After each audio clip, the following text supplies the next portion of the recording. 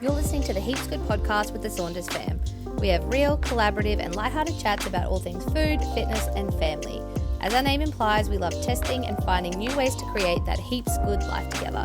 And these three pillars are the foundation of that. Whether you're on the way home from school drop-off or at the gym, we're stoked to have you listening along. Let's crack in. All right, let's rattle me a little bit. Okay, I think I'm all right. Good. Should we start again? Yeah, let's start again. Okay. All right, welcome back to the Heaps Good podcast. We were actually just saying this is take 2 of our intro because my setup was wrong.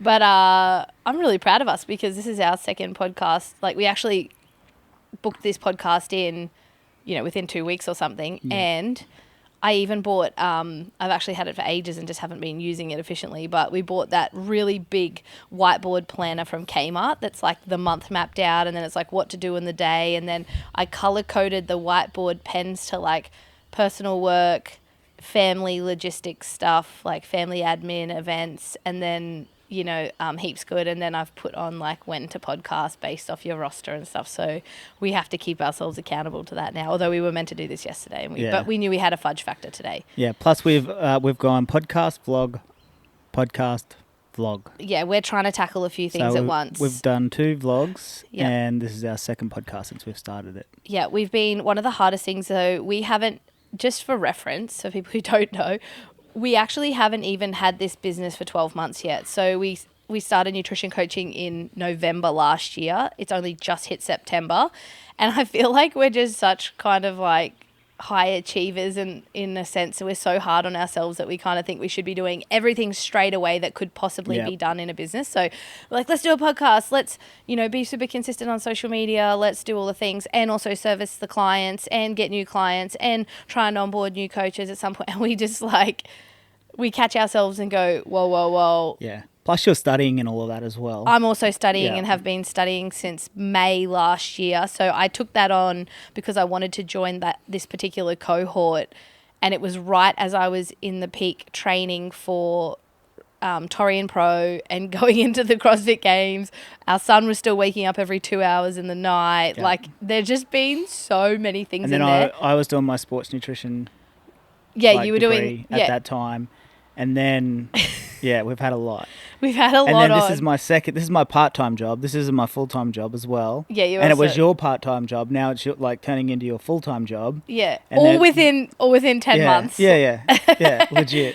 So we've kind of made it away, but we have set the goal to obviously be consistent, which is relevant to what we'll talk about today. But it's to be consistent. We've been trying really hard to show up on social media, and because obviously that's just sort of what you have to do, and one of the things the first time we were really consistent with social media, we struggled heaps because we burnt ourselves out. We're like, let's go every day. And then we were like, oh my gosh. Yeah. And then we had to pull back a bit, and then we had to sort of find a middle ground and then gradually build our way back up again. Yeah. Plus, like, what we were doing was working, and we were getting a heap of clients. So we were doing the socials and then juggling the admin side of having and onboarding new clients at the same time. Yep. And then, so it was a lot. It was a lot all at once. It was a lot all at once. I think we're finding a little bit of a better rhythm with this alternate system. Yeah. And also, honestly, I think we said this in the last podcast where I said this, but like, if you have a kid that's under 2, do not expect anything. Like, I'm really realizing now, our son will turn 2 next week, and he's kind of like, he's still absolute pure chaos. But like, communication is better, and reasoning and understanding the way we do our days, and we kind of can just navigate his fights a little bit better, and you just kind of settle into it a little bit more. Whereas like up until that point, it's just so crazy. And I think that's helping a lot, a lot. And even just like having consistent sleep now, he's only waking up every so often. So that helps. But they're like all just factors. Like, they're not excuses. They're literally just factors, and it is just a bumpy road. And so that's pretty much the theme of this podcast, actually. And I thought about this the other day, talking to some clients. We were having one of our little conversations that we kind of go off and talk about. And it's about waiting for progress, because we often catch ourselves accidentally trying to force progress instead of just kind of doing the little things that need to be done that add up to make progress. And we will see it with clients as well who have specific goals. Like, let's use, for instance, a lot of people want to lose a bit of weight. They want to improve their body composition. And there will be a point in time, and probably multiple points in time in that journey, where they'll just feel like, fuck it, I'm done. I'm not making any progress. I don't care. Wheels have fallen off. I've fallen off the wagon. Everything's gone to shit. Yep. And I'm not making any progress. And so, yeah, I thought we could kind of chat about that, because obviously I've come from a professional athlete background where you make so little progress. Like, you have to hang on. Like, you get to a point in your career where you've kind of hit such an extreme physical capability that, like, getting a PB, like getting a, half a kilo on a lift PB might take you 4 years, and then you might never get it again, or it has to be in this exact right situation. So I'm so familiar with it being slow and steady, but a lot of people aren't. Yeah, 100%. And I think the biggest thing that happens with most of it is, like, it's all, science will all show you, and everything as well, is like when somebody starts something from scratch, like they call it, like, the newbie gains, it's real. Like, if you start CrossFit for the first time, within the first 6 months, you'll put 20 kilos on your back squat or 10 kilos on your clean and jerk. And, it's the same with weight loss. Like, you start a nutrition, like, following it a little bit more specifically, and then all of a sudden you're like, I'm losing a kilo a week, and then blah, blah, blah. And then all of a sudden you hit this, like, wall, and you're 200 grams this week, 100 grams that week. I've gained 200 grams this week. And so it ends up being so slow and gradual, and you think that what you've done's wrong, and it's not the case. It's just, your body has become accustomed to what it's doing now, and now it's kind of in that flow. So, yeah, and you got to make some tweaks along the way. And I think this is the thing for me too, especially when it comes to nutrition, and is that unless you're going to be 100%, I mean, like 100% dedicated to every single twist and turn is just to nutrition and nothing else in your life, and you're going to throw everything else in the bin, it's not going to be 100% accurate all of the time. And there's going to be the highs where maybe you'll lose it. We use weight loss as an example, obviously, just because it's probably the most common thing. A lot of people want to improve their general health habits within that. And that's kind of how we do it. Like, most people want to lose some weight who come to us, but it's just more so the way that we do it is it's achieving short-term goals without sacrificing long-term health. That's like what we always kind of come back to, and making sure that we're setting things up for the long haul while we still tackle those things for the right now. Yeah. So we use that as an example anyway. But, there's going to be times, for instance, like, unless you expect to not have hormonal changes, not get sick, not have a busy time at work, not have a kid go through something and interrupt you, like, things are going to change. Maybe there's going to be some financial hardship. Maybe, you had family come to town and you just didn't get to, it was really, really hard to fall into your normal routine, or they made different foods, or you didn't get a chance to get to the shops, or whatever. You traveled. Like, there are just so many components of life that under no circumstances should you ever give away, just for the sake of, like, an extra kilo right this minute. 100%. Plus, like, the biggest thing as well is, like, the scale can be a liar. You can be thinking you're getting no progress this week, and you've probably just gained a kilo of lean muscle mass because you're following a new strength cycle, and all of a sudden you're laying down new slabs of You're eating strength. enough protein for the first time in years. Now all of a sudden your body composition is actually changing because you're eating the right amounts of food, but the scale isn't reflecting that. So there's so many other aspects that go into it just besides that. And, like, as a professional athlete, right, they're similar things that would happen to you throughout your career. Like, you're not getting the results, say, on a 1RM snatch, but the cycle rate of the barbell and the less amount of effort that it's taking you to lift that barbell into that position at 95% is actually tenfold, like, better of an outcome for you, right? Yeah, or maybe you have to focus on something else a little bit more. Like, you've got to strip back and focus on the movement pattern, which I would relate to, say, the habits of nutrition. They're the same thing. Is go, okay, I need to fix my movement pattern. So the numbers might look a little bit off, but you're improving the quality and you're focusing on your habits and how you're eating or how you're training, how you're doing something, and then it comes back around, and then all of a sudden it can be really accelerated progress after that, because you sort of strip back and focus on, the roots first, and then it moves again. Like, it just isn't linear. But I think, like, the most important thing to understand, and it was funny, I was talking to a client yesterday, and she just had this moment. There's always this moment, like, where you look at someone's food journal, they check in, and you're just like, we're on here. Like, I was so excited. I, like, messaged her, I made her a video, and I was like, we're on here. Like, you just all of a sudden notice this shift in them, you know, in their habits or whatever. And and I said to her, like, don't expect the road to where you want to be to not be bumpy, because that's unrealistic. And understand that just because the road is bumpy doesn't mean you're on the wrong road. It doesn't mean it's still not going to end up in the same place. Yeah. Maybe that's the only road into town, into where you need to go, Yep. you know? Yep. And hasn't been maintained and it's got bumps on it, you know? Like 100%. that's sort of how I like it. I'm like, it doesn't mean you're not going to end up in the same place. Yeah. It just means that there's stuff in life along the way. And it was funny because I said that to her and it kind of came, and then I was like, fuck, man, it's so real. I was like, I needed to hear that for myself. You know, sometimes you tell something to a client and you're like, yeah, man, like that's a benefit of being a nutrition coach too, 100%. right? It's like, I You feel learn like so much along when the you're way. really, really caring for people and you're really helping them, it actually helps you too, because you're telling yourself at the same time. Yeah. So I love that side of it. But anyway, I digress. But yeah, that's the most important thing. And one thing that I thought about, and I was in the shower and I was thinking about this whole waiting for progress, and what prompted it was, you know, I've got these kind of personal goals and business goals, which is they're new for me. They're like out of my comfort zone. So I'm used to the slow, very, very slow progress of being a professional athlete and getting gains in times and weights and things like that you've got to work really, really hard for. And so I'm quite patient with that. Even if it comes to like body composition type of things, like, you know, if I wanted to lose a little bit of fat or whatever it is, I'm pretty patient with that because I understand and I've done it.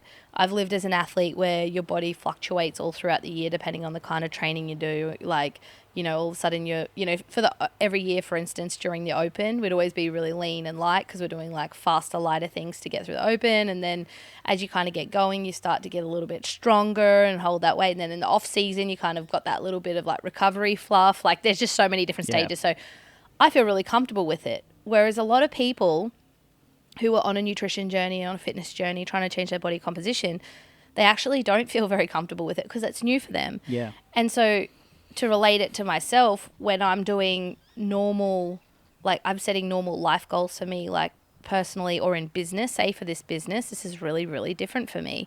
And so I'm really uncomfortable. And I often will catch myself every day going, I'm making no progress. Like I'm getting nowhere, you know, and because I just don't know how to look at it yet. And I realized that I was making the number one mistake, which is I'm just looking at the macro picture. I'm looking at the big picture instead of the micro components that make up and contribute to that big goal. Yeah. And letting myself kind of get anxious going, oh gosh, I haven't done this, I haven't achieved that, you know, or whatever. And then going, okay, hang on a minute, like split that back. If I broke that big goal of where I want to be down into really, really tiny parts and I identified them, I'm like, oh yeah, I'm actually doing those things. I just haven't hit the end one yet. And I realized I was making that mistake, and I'll probably continue to make that mistake in this space that's unfamiliar to me. Yeah. And I guess I felt called to and prompted to do this podcast to kind of share to people, like, and encourage people to give themselves some grace and understand that when it comes to your physical self, you know, and your habits every single day and how you look, is you'll probably honestly think you're getting nowhere, and you've actually done a lot of little things. And like we notice it as nutrition coaches, you know, I'll say, I'm just going to stop and point this out to you because you're probably not even going to notice it. But like, you know, the fact that you had bacon and eggs for breakfast instead of nothing is fucking huge. Yeah. Or, you know, and consistently you've done it for 3 days. Like this food journal doesn't even look like the same person. Yeah. And the biggest thing, like, especially with coaching, is that macro and micro, like, goal setting. And for us as a coach, it is really easy to overload somebody because you're like, I can do 8 things right now that's going to change your life. Mm-hmm. But the thing is when you do that, none of it gets done. No. So it's the same sort of thing, which is what we're talking about, is like, it's just small incremental steps to get to the end goal, which is getting all of those 8 things done. Yep. But to do that, let's start with drinking 1. 2 liters of water today. Yeah. And let's do that for 2 weeks straight. Yeah. Cool, man. Awesome. You've done that. And now it's let's easy. let's add some veggies more in your lunch and your dinner. Okay, sweet. Now let's take away one more thing, like some bread, because you're having it for every single meal. Yep. You know, it's small incremental things that when you look back, you're like, oh man, I've completely overhauled my diet. Yeah. And I've hardly even noticed it. And Yep. the changes have been small along the way because you haven't done that major thing. Yeah.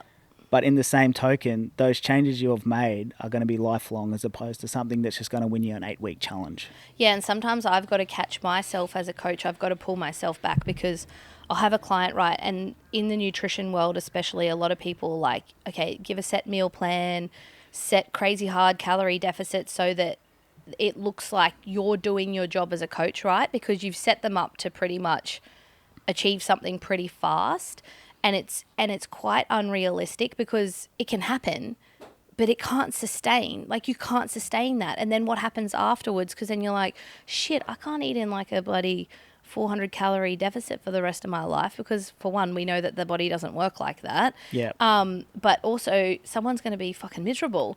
And sometimes I have to catch myself and then go like, be confident in what you know, Cara, because you'll get a new client in and you're like, you know the right way for their path, and the right way to success is slow and steady, and that it starts slow and then once it gains momentum, it just rolls and it's really great. But, you know, people's expectations, like they're paying you money, you know, like I catch myself because I'm like, people are paying me money and they want to see me show up with something drastic where like week 1, I've changed their life, you know? And I'm like, oh, I know the right way to do this, but yeah, I've got to try and just remember and keep reiterating that and emphasizing that to people and just be like, and obviously people have to put their trust in me, right? You know, 100%. And go, I trust what you're saying. Yeah. And the reason that we do that is we live it, right? And, you know, we've said that with our own nutrition journey. We say it a lot lately because there'll be certain things in our life where I look at, and to be honest, we were already very, very healthy. We've always been pretty healthy people. But since we started nutrition coaching, we are so consumed with health. We're always researching, we're always reading, we're always encouraging people. And so we get this subliminal message of our own as well. And so we just start making these like changes, you know, when I keep telling someone to keep a big water bottle with them, I keep a big water bottle with me. And so we indirectly got so much healthier in random ways. Yeah. And we look back and we're like, far out, like how did that happen? It just happened. And I'm like, oh, we had this thing, we used to buy this, like a pack of Bickies, you know, like just plain Bickies, nothing crazy. We'd buy 1 packet a week, and pretty much when the kids would go to bed, we'd have a cup of tea and we'd have a Bicky. 1 Bicky. It was nothing. Like it's not even a thing. It's not like a crazy wild treat or anything. It was just a moment. And I was like, and then it kind of got to a point where I was sort of like, I just kind of want to reduce the packets. And then each time I'd go, I'd be like, yeah, I don't really need to buy them. It's fine. And then I was like, it's been 6 months since we've had a biscuit. And I was like, we just don't do it anymore. It didn't feel hard. Yep.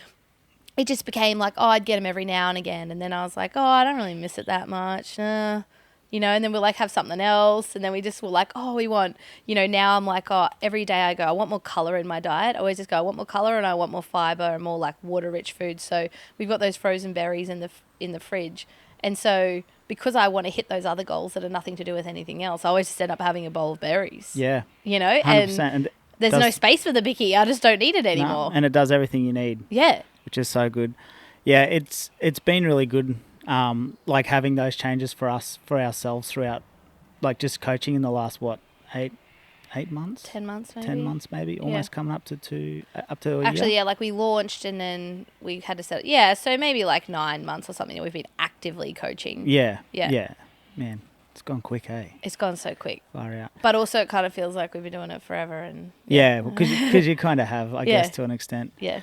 But yeah, like just those changes, like throughout everything we've done, it's good for us because we're able to implement them like into our clients and see those changes within them as well. Yep. And once you change their headspace around things, that's when you really start to see goals. And then as a coach, it's easy for us to get caught up in like, sorry to skip back a bit, but to what you were talking about, you know, wanting to give them too much or anything like that, or finding a way to work with them, is somebody could tell you that they're actually like mentally ready to, or, you know, they're committed. And then as you start to work with them in that period of time, you can see that their commitment level mentally may be there, but their readiness, their readiness is there, but like their ability to commit properly isn't quite there. Yeah. So putting on those like hard deficits, you could like I've done that with clients too. At the start, I've put a hard deficit on them, thinking that they're going to be able to commit because they've told me they are. And then as you start to work, you can see their ability to commit isn't there yet. So we have to then do a full 180 and change everything to find a commitment and ability that's willing for them, Yeah. so they're able to do it. Yeah, So, and it's not even by their fault, right? It's literally because they're like, no, I really want this. Yeah. And people just don't actually really know until they're in it. And this is the thing with progress is sometimes you actually don't know. And, you know, we've said before, we both did, one of the courses we did was a precision nutrition course, which I still rave about. And it was really good. It was such a great starting point. I had someone message me recently saying, you know, where would you start? And I'm like, I think that was a really, really good entry-level place to start in the way of nutrition. I mean, I found it really easy because I obviously did uni nutrition a long time ago, so but it was just so user friendly. But anyway, one of the things I always talk about is, you know, checking someone, you know, going, are they ready, willing, and able? And there's those three components, and they stay with me all the time whenever I'm coaching. That was probably the one thing I think in the course that stood out the most to me. And sometimes people might be ready, or sometimes they might even think they're ready and they're just not quite ready for all of it. You know, they're ready for a bit, or maybe you know, there's some things that they're not willing to do, that they haven't actually really had that conversation. And I'll often bring that up and say, what are you not willing to do here? Because I know you really want this goal, but one of the most powerful things you can do is say, I am not willing to weigh my food. Like when you really think about it, or you go, I am not willing to not eat afternoon tea with my 3-year-old. I'm not willing to do it. And when you can get so real on that, and then also figure out what you're able to do, what are you capable of? So do you have any financial constraints? Do you have the support? Do you have someone around you that can help you free up time to make the meals when you were getting McDonald's drive-through every day? Like what, you know, when we have a look at each of these components, what do you actually have? And to be fair, is like I said, a lot of people actually just don't know. And they might think they know. We get into the journey, we pull it apart a little bit, and that might add a few bumps into the road to figure that out. But it gives you really great self-awareness. It gives you the empowerment to own the journey yourself, and then have us become the accessory and the guide. Yeah. You know, we're like the little, imagine us like the little guides on the, you know, when people do those, like, what is it? You know, they do like Kokoda or something, you know? We're like the little tracker. We've done it heaps of times, and we like guide them through. But the Sherpa. The Sherpa, yeah. We're the Sherpas, but you still got to climb that damn thing. Like I can't be your legs, you know? Yeah. But you get that empowerment. You know what to do. Someone's guiding you, telling you along the way. Watch these steps, do this, blah, blah, blah. And yeah, I think that is, I still believe that's the most successful way. But you've got to have that acceptance that this thing is going to take time. Progress does take time. Really good, sustainable progress. Sustainable is like the least sexy word in the entire world. Yeah.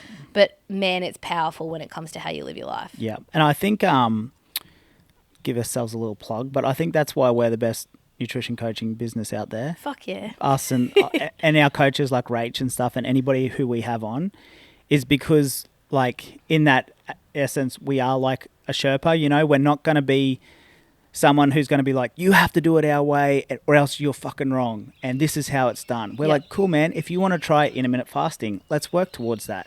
You want to go keto? Let's see how that goes for you. We're not here to tell you what you want to do is wrong. We're here to give you guidance on the way that you want to live your life. Because at the end of the day, yours. It's your life. It's not anyone else's. And for any coach to tell you that you're a fucking idiot for trying to do something, we just disagree with that. Obviously, people have their own reasons and abilities to do that, and they're going after people for certain reasons because that's their expertise. But our expertise is we're collaborative. And I think that's what we really like about how we coach. Yeah, you got to find a real balance between, like, I know the dialogue, like the kind of conversation that I have a lot with my clients is I go, this is something that I think would be really supportive of what you want right now. Yeah.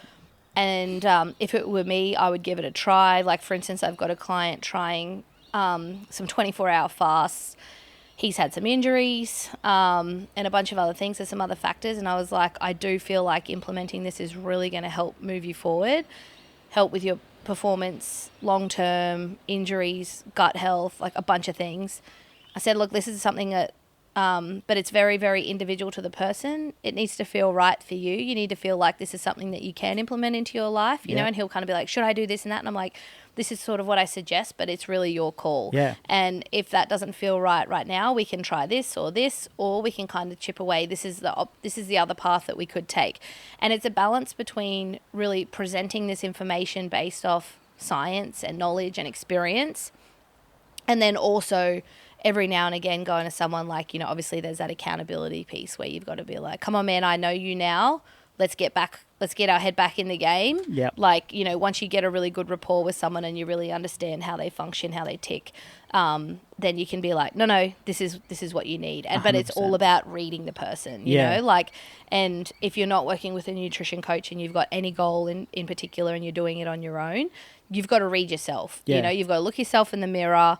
What am I ready, willing, and able to do and not to do? And what does this really mean for me? Like, what does this goal really mean for me? And then for me, like, I go, let's strip it down into like really small baby parts so that you can always win. And we used to do this in coaching with CrossFit too, right? Yeah, 100%. It's like, you want to always be on the upward trajectory and you want to always be winning. So when you break it down small, you're always winning. And that's really motivating, you know? Whereas when you keep it as the big part and you're just not there, that's not as motivating. It can sometimes it can, you know, for a really high achieving kind of person, it can be kind of motivating, you know, like for me in sport, if someone did something I couldn't do and I'd fire up and get angry and just fucking go for it and sometimes just make it happen. But that's only sometimes. Yep.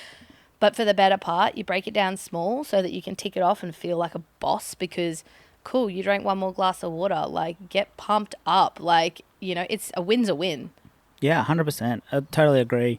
And the thing is too is like along that way is there's going to be some losses and we're going to navigate them together. Like I remember in the same token with the intermittent fasting stuff is I had presented it to a client because I thought it could be beneficial to them. And she went, yeah, I hate this. I'm like, sweet, man. Let's cut it away. Yeah. We tried it. It didn't work. Let's move on to the next thing and find something that's going to work and be sustainable for you. Because like we want whatever we're doing to be sustainable long after you've left us. It's not here's your wins and now go away and deal with the losses yourself. Yeah. You may as well ride the highs and lows with the support of someone, right? But and we are such a personal brand. Like all our coaches have a personal connection with everybody that they have, as opposed to just just a number on a spreadsheet. Like obviously a lot of people may do that and that's totally their prerogative, but ours personally is like we like to have a personal connection and create like a community and a relationship with whoever we work with, because I guess that's just the people we are, really. Hey. Yep. Yeah. I'm going to come back to stop plugging our business for 1 second and just go, on that. And that same client too that you said you suggested intermittent fasting and then, you know, she was like, no, I don't like it. She might not like it for like a whole nother 12 months and then one day she might go, I like it now. Yeah, you're entitled to change your mind too, 100%. Right? And that's the whole thing, is by understanding the flow of life, is that, you know, a really good example for me is like I kind of have, you know, some sort of kind of goals in my own body. But there was a period of maybe 4 months sort of like over the winter, like I really struggled. It took me almost a year to come back to CrossFit after the way the CrossFit Games played out last year for me. And it's probably a combination of retiring and also the kind of trauma of it all. It was pretty traumatic with the experience. And I found it really hard to like CrossFit and to do anything. And there was a period of like 4 months there where I did Pilates classes, right? And that was it. All I did was Pilates classes. And I was like, I kept thinking, is there going to be a day where I want to do CrossFit again? Like, am I ever going to want to touch a barbell? I'd do a little bit of something every now and again. And it was pretty much the same, 3 to 5 movements that I like. And that was about it. Some bar muscle ups and, whatever. Yeah. And I thought, oh man, is this me? Like, am I just done? Am I never going to do this again? And then all of a sudden one day things just started to change. And I was like, I think I'm ready to do a workout. And I opened up and I did a Metcon, and then I didn't do another one for maybe 4 or 5 days. And then I did a week where I did one every day. And then all of a sudden I fell back in love with what I was doing. And then I went, oh, I feel like a little bit tired. That feels a little bit too much for me now. I'm going to pull back. I'm kind of going to do like a half. Yeah, this feels good. And then I went, okay, I'm just going to settle in and just sort of like, you said to me, because I was feeling a bit anxious about like everything on my plate at the moment. And you said to me, just do what you want. You said, why don't you just wake up every day and just think about doing what you want? And I was like, oh man, that's profound. I was like, so every day I wake up and I go, Cara, do what you want. Yeah. Just do what you want. Yeah. And as soon as I kind of gave myself that power back, right, I was like, oh yeah, I love like, I want to do this work. I want to do this post for social media. I want to show up. I want to be me. I want to train like this. And then I would just kind of navigate it. But the point of that is that for a period of time, for months there, I couldn't do something. I didn't want to. It didn't feel right. I wasn't able to. It felt like it was going against every cell in my body. And then one day I did. Yeah. You know, and that's my prerogative. And 100%. that's me working with what I needed at the time. Yep. And doing those Pilates classes through the winter got me through a phase where I just don't know if I really would have been able to do anything, or if I would have just, like, I would have, because I obviously believe in moving, but it helped me to get up every morning early and do something before the kids. Set a new routine. Yeah, set a new routine. Do something before the kids woke up. And it served such a purpose. And then there was one day where I said to you, like, I think I'm going to cancel this membership. Like, I think I'm done. And you're like, oh, you know, you can keep going. I was like, no, I think I'm ready. I think I'm ready. Like, it did what it needed to do. Yeah. I'm happy with what I can do at home, and I want to go back to my other training. And then it just felt right. So, and, you know, these things are things that we need to also account for. So in that period where I was just doing Pilates, I felt like I was ticking one goal off. I was really restoring a lot of things in my body in the way of, like, you know, being post-competitive career and wanting to, like, open things up and reconnect to my core and my breath. And so I ticked that. But I didn't tick off, like, my body composition. I felt like I needed to do things, like, in the way of how I like to look. I would have liked to have been a little bit leaner, and I wasn't ticking that off. But it was okay because I was just ticking something else off for the moment. So maybe the process to kind of where I want to be took a little bit longer, but I didn't achieve nothing. And then when I'm ready, I'm straight back in and it's all good. So life will do that. There will be little side steps to other things that it's totally okay to prioritize, or things that just kind of get in the way or that you want to do. And I think that that's probably the most important message. Yeah. You go. I've got a question. Yeah. Now that you're a part of us normies and are not an elite athlete anymore, essentially. I'm still pretty great. You're still pretty great, but it's not your it's no longer your job. Yeah.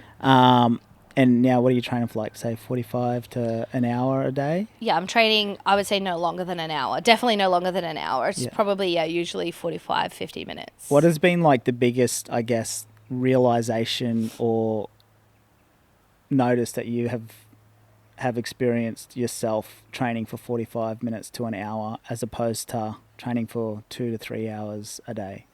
Well, for me, right, my goal is not about a performance goal now. So that's shifted, I guess, how I look at it. If you have a specific performance goal, like a really specific, you know, you want to hit a certain weight in lifts, like you want a strength goal, for instance, or, you know, running goal or whatever, then you might need a little bit more time in your sessions to, like, really chase stuff at a higher level. And look, that's, everyone has the right to want that. Sometimes that's the thing that kind of really motivates people, is having that particular goal set in. Yeah. For me, my goal is I like to look and feel good. I like to feel good from the inside out. I like to feel really healthy and vibrant, and I like to feel like I have energy for my kids, and, you know, like, I don't want to feel short and snappy, and I know that I feel really good. My brain feels so much clearer when I exercise. Like, I just function better, and I also like to look fit and strong. Like, that's just my vibe. That's my thing. And so the one thing I've noticed now shifting, I'm obviously focusing more on that as my goal than performance. So, like, that less than an hour is, like, sweet, and I'm just kind of, like, maintaining what I have, and I'm really, really happy with that. But it's just to tweak a couple of things. One is to just, like, flow with how you feel. I think that's the best thing you can do. Like, if you feel like you need to go light on in a day, just go light on. And if you feel like you want to rev it up, rev it up. Yeah. But I think the biggest thing for me is about the little things that I do to get the most out of the session. Because not only do I not really want to train any longer, I don't really have the time to, you know, and the kids kind of have a limit out there with us. So I do, like, little things to get more out of it based off what I need from my body. So, like, we talked about this yesterday, right? So when I train, if I do box jumps, I'll jump higher rather than lower, and I'll do them slower, but I really, really like that big power output, and I feel like it's a little bit easier on my body to do a big jump less frequently than to do really, really fast, you know, like, lower jumps. So, like, little things like that. I'll put the damper up higher than I used to. You know, I'd always compete on, like, 5 on a rower or a ski or a bike, And now, like, I'll put it up higher, I'll put up 8, 10, whatever, and I'll just get that extra resistance through and just, again, lower the impact necessarily, like, but just get a little bit more of the burn. Yeah. I'll slow movements down to really, really activate certain positions and just really connect, and because I don't need to go super, super fast, you know. What else? But yeah, I think it's they're obviously like the specifics, but I guess the main thing to get the most out of it, is just to kind of find those little things. Oh, the other one was, don't try and move to be efficiently fast. So most people in CrossFit, for instance, are like, they want to find ways that they can get more reps into a small window of time. Whereas I'm like, I don't care. I'm not racing anyone. I'm just like doing me to, feel great and look how I like to look, etc. But so make the movements harder. Make them really, really deliberate. Jump way higher on your burpee. Like, move with purpose and move really, really well. And don't try and like cut the corners to get more reps in. I find that way better. It's harder on your body. It works the muscles, even if you're in the cardio. It works the muscles. Like, focus on the form and the technique and really try to perfect that.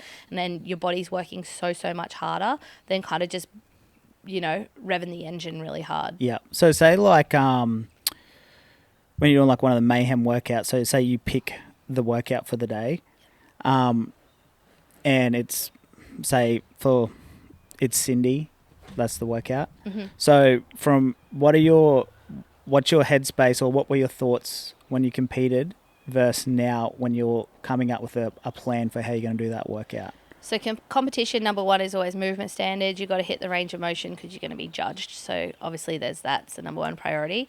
And then it's speed and efficiency, right? Like, how can you kind of bounce yourself out of the squat? How can you move your arms so that you can cycle it without having too much tension through your legs? Do you change your squat position up every round? Do you move your feet from closer to wider so that you can not fatigue certain muscles? Like, it gets really, really nitty gritty on how you're kind of moving through and really trying to be super efficient. If I'm doing a pull up, I, would be focusing on how I can relax my arms as much as possible and really pop through the hips so I'm just floating and, really cycling. I've got to count between one movement to the next movement, like giving myself a 3, 2, 1 before I've already started on the next thing, for instance. Hitting your chest a little bit harder on the bottom of the push-up. And then now I would do, like I said, I would go, how do I make these movements as tidy and as difficult as possible? I want more time under tension. I really want to slow my squats down. Like, I want to sit. I don't worry about range of motion as much in some senses. So when I squat these days, for instance, I don't always go, I'm kind of like, I'll break even. Like, it looks like depth. It doesn't. It's just that I could normally go very, very low. Whereas I'll stop a little bit shorter because that feels really nice and active for me, and it feels a little bit nicer on my hips at the moment. I need to, work on a couple of things, but I just haven't had the time. So instead I'm kind of like, I'll just move where it feels really nice and active. I'll put my feet where it feels like the muscles I want to work are working. Yeah. I'll slow my push-ups down, really grip onto the floor, try and like really connect my ribs to my hip bones so that I'm keeping that really good like tight tummy position while I'm doing my push-up rather than arching my chest at all. Whereas like, say competition, you'll kind of puff your chest out a little bit more so you can hit the ground earlier. Yeah. I'll do the opposite now because I really want that kind of core work as I'm moving through the push-up. And then same with the pull-ups, like I'm going to grip, I'm going to work, I'm going to keep my body so tight and just work on the shapes a lot more while I'm in that movement. Yep. And then if I really want to get my heart rate up, like I'll still get my heart rate up. You're going to. You'll get your heart rate still up. Working. Yeah, you'll get your heart rate up just working hard, to hold positions because that's exhausting. But if I really just want to do something where I don't actually have to hold that tension, and there's definitely those days where I feel a bit beat up and I don't want to do that, pull the damper down on a bike or, like jump on the runner and kind of just run, just flow and just go for it. And don't worry, something that doesn't have really impact or isn't going to injure you, something that's like a really basic movement, that you just don't have to think about as much. And usually you can achieve that by just stripping the weight back a little bit or stripping the resistance, whatever that is, back a little bit and then just kind of flowing and then rev it up as fast as you can go. Yeah, for sure. So it's kind of like when you were competing, it was, I'm trying to make my muscles work as little as possible, to now you're like, I'm trying to make my muscles work as much as possible to get the gains. Yeah, pretty much. Yeah. I want my body, like now I'm looking at like, 102-year-old me and you know, what she can do. I was like thinking the other day, I'm like, man, I want a video, like if Instagram even exists still one day or whatever's around, I'm like, I want a video of me at like 100 years old doing this back squat, you know? Yeah, like legit. I want this body, like I wrestle, like I rumble around with Texie, our son, and like do things that aren't as common, aren't for a mum. He has a little bit more of like dad stuff. Like I'll do like rough stuff and carry him and do the hard yards. And I love being so physically capable to do that and to throw down and go, we could go like rumble with the kids and just like 100%. run around and be like, you can keep up with me. Like I love that. Yeah. And it's definitely like even myself, because obviously we're training a lot less than what I used to. And I've noticed that as well. So like take a back squat, like a really good example. Like say you're doing a 10 RM back squat. Like back then, I would try to put as much weight as I could and then pretty much just drop down to the bottom of the back squat, right? Yeah. And then start pushing up. Where now you're like, I'll make sure I always take 2 seconds on the eccentric phase to make sure I can get more out of this back squat, even though it's going to be 25 kilos lighter. Yeah, like I squat so slow now, like not necessarily always to a tempo, but I'm like really trying to coordinate myself on the way down. I really want to make sure like, you know, my squat or movement patterns aren't ever going to be perfect, but, you know, I'll be thinking about the things that I know that I might fall short on, like where my knees go or where my hips go or whatever, or where the weight is in my feet. And I'll just take my time so that I can like feel that out. Yeah. Rather than kind of just completing a squat and being like, I don't know, man, I went down and I came back up. I closed my eyes and prayed to God and here I am at the top. Like, you know, like that, the old Hail Mary. Like it's not like that. I'm not necessarily sort of driven to do that. And I don't necessarily feel any, like I don't push myself to like a maximum. Sometimes I'll like go a little bit faster in a workout or whatever if I feel like it, but I'm not pushing myself to any maximum. And you know what? I don't even feel that much less fit or strong. Like when I went to the games last year, and keep in mind, my team won the CrossFit Games, which kind of gets like brushed over because there was a bit on, but I was training like every second day for a while there, you know. I remember I was like in that phase where I was like, oh man, I just seem to be on this rhythm where I'm having day on, day off, day on, day off. And I was training for like an hour or an hour and a half, maybe, you know, just doing whatever I needed to do, pretty much just ticking off the movements that were going to come up in competition and just letting all the others slide. Yeah. And we did great. You know, I didn't have the greatest volume capacity. If I had have competed as an individual, I probably wouldn't have had the greatest volume to like you're withstand on a team, the weekend. so it didn't matter. But I was on a team, so it didn't matter, and I still could do all of the things really well. I just wouldn't have had the biggest tank to do like way more for 4 days or whatever on my own. But and that's where the time and training comes up. Like if you want to be able to really back it up for days and days, which is obviously what we would have to do. You have to be conditioned to that. It's the same as like, you know, you're not just going to run a couple of 100 meters and then go run a marathon and think that you're going to have the tank for it. Like you still have to prepare yourself for that. And you're right. And I think this is like, just wrapping up, I think this is why I so strongly believe in that if you're doing CrossFit, you should do it in an affiliate, because when you do CrossFit at home, it's easy to get caught up in the race, and you need somebody to keep an eye on you to be like, hey man, you're shortchanging the reps to try and go faster to beat everybody else on that leaderboard with whatever program you may be following. Let's stop. Let's slow it down. Let's make sure you're hitting good movement patterns for the right reasons, as opposed to just trying to beat everyone. Yeah. And that's something that you need like a watchful eye on, because it's so easy to get caught up in a race, man. Although, especially on the flip side, some people need to not, because the coaches don't do their job. And this is where you got to try and find a good affiliate, because they're all not they're all not the same. It's like every gym. Yeah. And then some people, like, you know, I see posts on social media like of gyms putting stories up of their members all moving like shit while the coach is on their phone filming them, and I'm like, so it's do your homework. There's a lot of bloody amazing gyms, and 100% I support the affiliates, but there's also some in anything you just got to go in and give it a nudge. But you've just got to find the right one. Yeah, some people also can get caught up in racing people every day, and like this is the thing is, Kelly Starrett put a thing up, I shared it on Instagram a couple of weeks back, and it was like he was saying that the gym should be the safest place. It's the place where there's no judgment. You're just feeling it out. You're trying to make progress, doing what you need to do. It's not a race. It's not a competition in the gym, you know, and that should be where you are safe and taking care of yourself and moving well and warming up and all that kind of stuff. And the risk comes on the 100%. comp floor if you ever make it to a comp floor or have the interest to be on a comp floor. So, yeah, that's also worth considering. But 100%. I want to wrap it up on one note. Like, obviously, this is sort of really focused on the goals, and hopefully it's given a little bit of an insight to people who might be feeling like they're stuck in a bit of a rut and making no progress. But I had this like little example too. It was like, say for instance you want to lose 5 pounds. So I kind of used my body weight and stuff and did like a little math, and I was like, okay, if I wanted to lose 5 pounds, in the next 3 months, so I wanted to take 3 months to do it. Then you're looking at this is rough, like 300 calorie deficit a day-ish, right, at my current activity level. And that's assuming that I would maintain that every single day. Not only maintain the calorie deficit, but that my body would be okay with that, and that, I hadn't had any other hormonal spanners thrown in the works there, or sickness or anything like we said. And assuming that I maintained the exact same activity level every single day or more, and never let that lull. So just keep that in mind. That's 5 pounds and 5 pounds only. And that's rough, and that's based off like an exact, kind of doing the same way. And it can sway either way, right?